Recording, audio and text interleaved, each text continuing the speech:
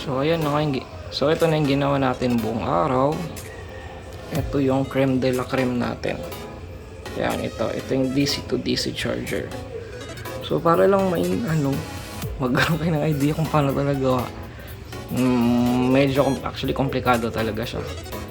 So umpisahan muna natin sa mga close-up views.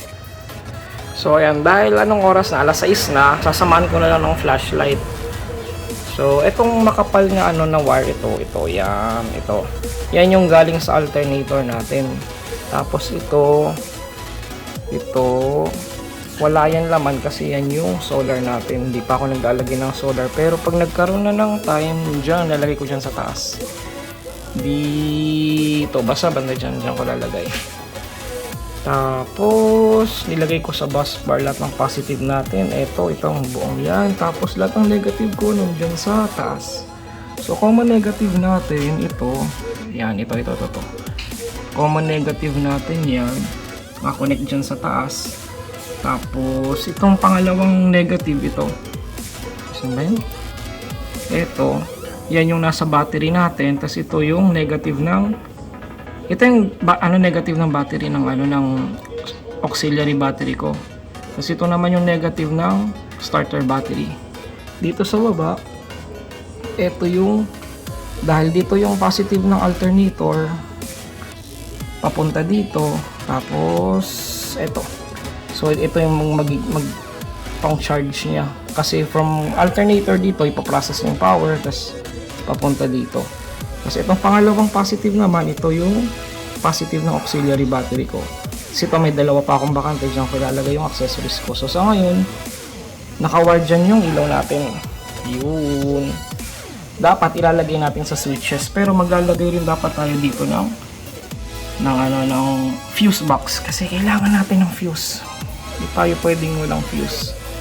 So ito yung backup natin, kasi ito may negative pa ako dyan na bakanteng isa. Ito yan, may isa pa tayong negative dyan na bakante. So ito yun, itong switches natin. Tapos mga 12 volt ports, buksan natin. Yan, mga 12 volt port yan. Tapos dito bakante ang isa, kasi dyan ko ilalagay yung voltmeter natin na may USB. So parang ganyan ang magiging itsura niya. So nilagay ko lang ngayon yung ilaw ko. Tingin ko kaya 100 amperes, tas balit lang yung drone nito. So pwede ko yung iwanan siguro ng 2 linggo nakabukas. So naglagay pa ako ng ilaw dun sa kabila. Tingnan ko lang. Sa kabilang rack natin, ayan, meron pa tayong ilaw dyan. Hindi ko pa winowire. Gabi na kasi nilalamok na ako, ayaw ko nang ituloy. Next week ko na lang ulit i-wire yan. Tapos kung tatanungin nyo saan nanggagaling yung battery, eto yung battery natin. So eto ang battery box natin. So apat na cells yan, 1, 2, 3, 4. Ayan, 2, 3, 4. Apat na cells yan, 3.2 volts ang isa. So total 3 times 4 is 12. So 12 volts siya, 100 amps. Tapos naka-wire siya ng series. So positive to negative, positive to negative, positive to negative, plus positive to negative. Nilagyan ko na lang ng mga papel sa gilid para pag maalog yung sasakyan, hindi siya masyadong maalog niya. So itong mga extra wires yan yung dating wiring ko. Dating wiring ko yan nung nakalagay pa dito yung mga yung mga ports ko. Ito yan. So may mga ports natin. Ito. Yan.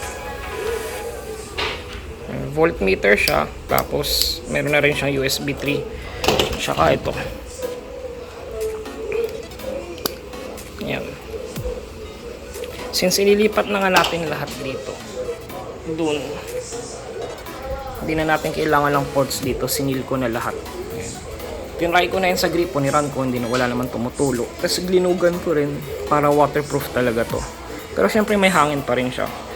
May butas yan dito. Nakita nyo, mailagay, takik ko. Kasi tatakpan ko na to, kayo video ko na. Kakabit ko na kasi sa sasakyan. Nilagay ko na sa likod. So yan, may butas siya. Hindi siya totally nakasara.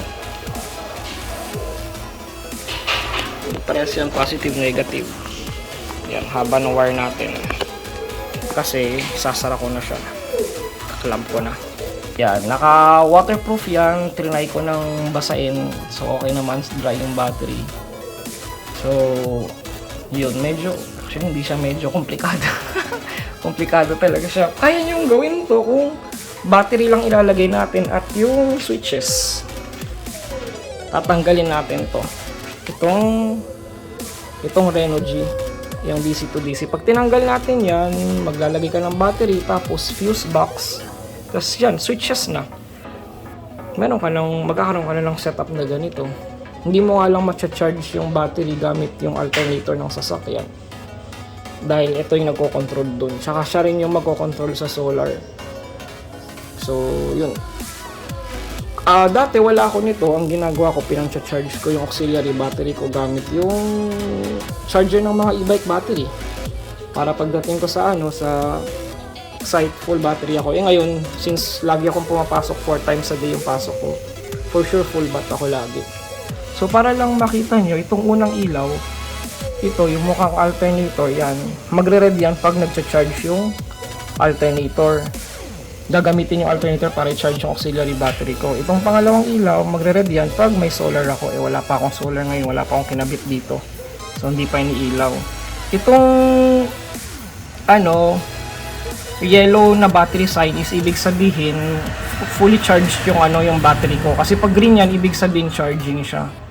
Itong blue naman, yan yung type ng battery ko ngayon. So, blue yan kasi lithium. Napapalitan yan. Ito may pindutan dito. Ito.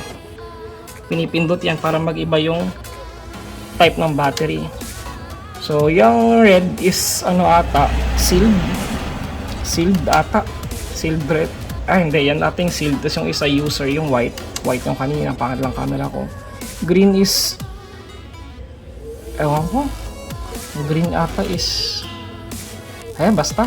Nasa manual naman. Yan, yung mga types ng battery. So, blue tayo kasi yan yung lithium na battery. So, lithium yung gamit ko. So, naka-blue tayo. So, itong wire pala na isa, dahil smart alternator ang Ranger, kailangan ikabit ko yan sa ignition wire. So, pumili lang ako ng isang live dito sa fuse box. Yan. Pumili ako ng isang live. Ginamitan ko ng ng tawag dyan? Fuse top ito. Yang may color orange ito. Yan. Fuse top yan. Fuse top para maka-access ako ng 12 volt pag binuksan ko yung makina. So pag binuksan ko yung makina, yung yellow na wire na yan, paakyat yan dito. Yan, pinakyat ko yan dun. Papunta sa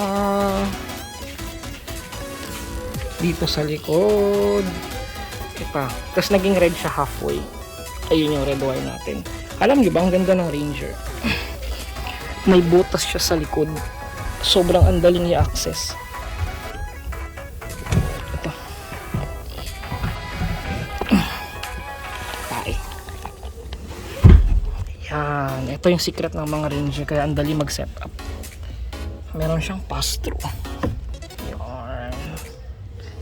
O, diba? Nilagyan ko lang ng grommet. So, yung black na wires, yan yung dash, yung reverse cam ko.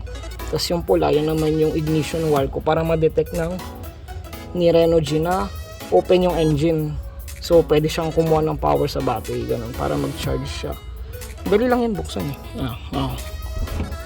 Okay, ang ganda lang kasi uusin ko lang. Dali lang. May clips lang siya sa gilid yan. I-press nyo lang siya, mapupush nyo na siya palabas. Galing nyo. So, ang laki ng butas dyan, namin kung pwedeng padaanin. Namin pwedeng padaanin. So, para ma-demonstrate ko, bubuksan ko yung makina para makita yung mag-charge siya.